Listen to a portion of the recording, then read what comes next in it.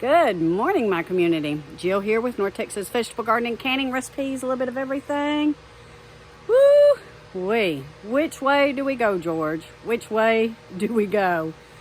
We don't know. So we have been in the 90-degree temperature range. We had a couple of 100-degree temps last weekend. The mornings are cool, not as cool as they had been a week or so back. But the afternoon highs are getting around 91, 92, sometimes 93. We don't see a change coming until maybe the second week of October. So we are kind of in between seasons, but we're in a position where we're having a hard time getting our fall starts going. They were doing really well with that cooler week and that cloudy week that we had and the cooler nights. And they were doing pretty well, but as this heat has kicked in, they have really come back down and it has stunted some of the growth. And we really can't start any warm weather plants because just as soon as we do, guys, and it's time for fruition, we'll get a freeze or a frost. And so our gardening is getting very difficult. Used to, around September 20th, 21st, we would already be in the 50-degree range in the evening hours, and certainly in the 80s and not the 90s. But this year, it is the never-ending summer. It feels like never-ending summer. We've not had rain in a while, although there's been rain and severe storms all around us. None of it has hit us. I'm thankful that we didn't get hit with the severe storms, but we sure could have used the rain, and we're not really seeing any in the nearby forecast. So we're having to water. We've got the drip tapes going, and just keeping an eye on things. Now, they reinstituted the burn ban out here in Johnson County, thank goodness. And because they had a large fire in Godley, Texas last week, and so they went ahead and reinitiated or reinstituted that burn ban. But I wanted to give you an update and show you what's going on and tell you about some of our struggles. You know, we really should be much further ahead in our fall gardening starts, but they are getting stunted now again by the heat, and I'm just so concerned that once things start kicking in, it may turn on us and we may get very cold very quick.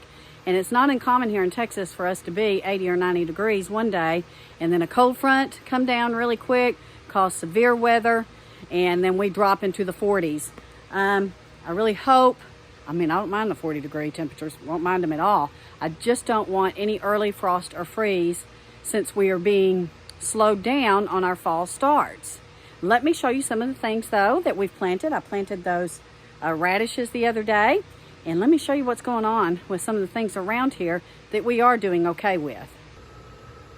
So my radishes are coming up, and they're coming up quite well. And guys, you may remember this was a quick turnaround. These are the Crimson Giant radishes, about a 30-day turnaround from seed to harvest. And I think that we're probably going to be right on par for that. And then I did go ahead and put some carrots in this along this drip line. I don't really see any progress yet, and I'm kind of doing this as a test to see if I can do it with the drip line instead of coming out here and spray. So we'll keep checking and see if we see anything come up. As expected, those blueberry cherry tomatoes have rebounded, and they are coming up like crazy. I do expect that we will start to see some of these soon. I'm excited about that because I've really missed my fresh tomatoes, guys. Here's some of my starts. We really should be a lot further along, guys, than we are now with these in the 3-inch pots. You can tell that they're struggling due to the heat of the day. That mister is helping, but still the heat is nipping them. Here are my lettuces. You can see they are struggling. We really should be much further along with these. We've cleaned this raised bed out, and some of those starts are going to go in here, hoping maybe once they get into some good ground that they'll start to take off. But again, the heat is really stunting things. Our carrots are coming along pretty nicely, though. I'm happy with how they're looking. And as I see gaps, I'm going in and reseeding to try to fill in these gaps. which isn't necessarily a bad idea because this will also be sort of like succession planting, and those carrots will start to come in, a couple of weeks later than some of these that I've had planted for a while. But you can see where I've reseeded. So if your carrot bed is looking a little skimpy in certain spots, go ahead and reseed in between where you see nothing going on, and it'll be succession planting for you and your carrots. A couple of things that aren't struggling are our herbs. Our herbs have just done fantastic in this little high tunnel this summer, and they have prospered, and we are collecting seeds from them. And so we'll have some seeds probably up on the website. Greg is just about done, guys. He has really put a lot of effort in that website. But some of our favorite basils, my favorite has been Thai basil. I just absolutely love the Thai basil. And it has some medicinal benefits too. It's antiviral, antibiotic, antifungal. So I'll be using some of that Thai basil to make me some teas. But you can see they've just done wonderful in here. My onions are coming up in the little baby tub or the swimming pool. I really expect and hope to see more come up, but I've started more in some trays as well. Our jalapeno peppers are starting to come back into fruition, along with our banana peppers. And these are looking really, really well, guys. In fact, they're looking better than they did back in the summer. I think that the cooler temps at night is really agreeing with them. My mustard greens are coming in really well, so I'm excited about that because these are absolutely delicious.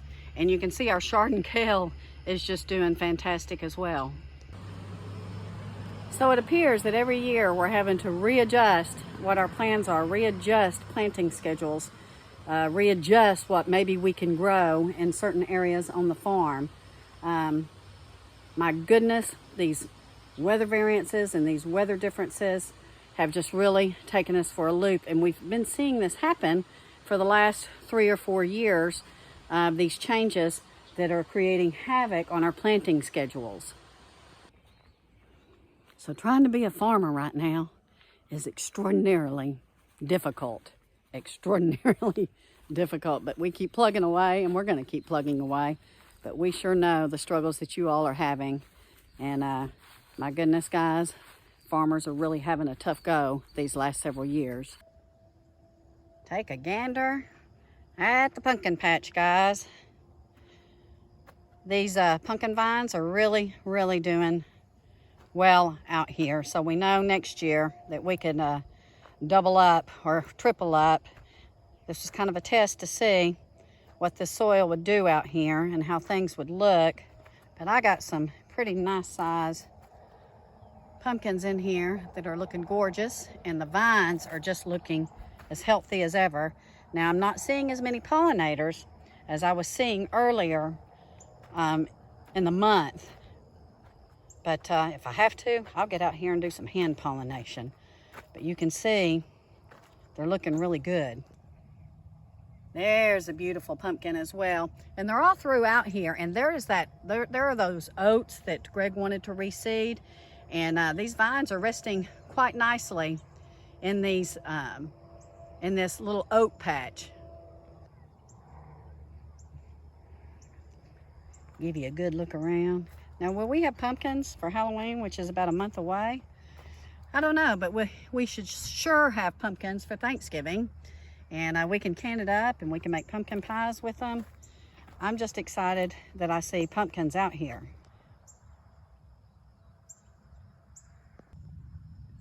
So I've counted about 25 pumpkins. There's probably more in here. I regret that we didn't plant more, but again, it was a test run to see what we would get. And I'm pretty happy with 25 pumpkins. This is such a beautiful view to me, to see these vines so healthy and just vining out like crazy. Gosh, if we get some rain, there ain't no telling what we'd get. But right now, Greg's got the drip tape on them, and so they're getting plenty of water, and he has been feeding them with his concoction, and they are looking quite healthy. So the plan for this acre in the spring is to plant watermelons, cantaloupes, squash, a lot of our gourd family in this soil, because we think that they'll do really well out here. And of course, we'll continue to be modifying it with his cover crops and with whatever it is he comes up with to make sure that we can strengthen this soil. And pumpkins will go in the ground much earlier next year. We planted them when we were supposed to plant them here in our area, but I think that the heat really took a toll on them. And so we're probably going to plant them maybe 3 to 4 weeks earlier next year. So what do you do when the weather doesn't cooperate? Well, you keep on going. You keep on trying, because obviously we're going to have to try new things in the coming years to figure out what we need to do, when we need to do it, what we can grow, and how successful we'll be. Not really sure. I've got a lot of those starts up there, and when I've put them in the high tunnels the last 2 years, and they end up bolting early because those high tunnels get quite warm even in the winter time, because it heats up in those high tunnels quite well, actually. And so we're kind of perplexed, and we are working very hard to try to figure out where to put things and what we should be starting, and we're continuing to start things. I started some dill the other day, and it's already looking pretty good. I love dill. I love it fresh, and I also love it freeze-dried. It freeze-dries wonderfully. So we know that the herbs are going to do good in the little high tunnel next year, and that's probably what we will devote the little high tunnel to next year, is a lot more herbs. So right now we're getting beds ready to put some of my starts in, that raised bed and then the bed in front of the little high tunnel. Greg's working on, we need to get that soil worked in and get it cleaned out and put some things in the ground there, and maybe things will do better. That's where I'll probably plant my brassicas, or quite a few of them. I really want to get brassicas this year because I didn't last year. You may recall I had them in the raised beds and we covered them with plastic and everything, and we got hit with one of those big freezes where we dropped real low, like 9 or 10 degrees, and took them out completely because it was extended. And they say that we may see that again in January this year. Gosh, I don't know. I don't even know what to think anymore. The weather is just very, very different, and it has been different for about 3 or 4 years here on the farm. And trying to acclimate and trying to decide what to do, when to do it, is getting very difficult for us. And we really can't go by the planting charts right now, and we've not been able to for the last couple of years. Right now it's trial and error for us, trial and error. So anyway, wanted to give you guys an update. We love you all. We'll be busy this weekend. Please go ahead and give us a thumbs up. Subscribe to our channel if you're new to our channel, to try to see how we are adapting here in Texas to these weather changes and these weather patterns that are not natural. We don't think that they're natural. And be sure and share our video with your friends. And guys, we love you. We love our community. We have a wonderful community, and I know we have a praying community, and we are so thankful for each and every one of you. So have a great day. Today is Thursday. The weekend is upon us. Take care. God bless, and we'll be in touch.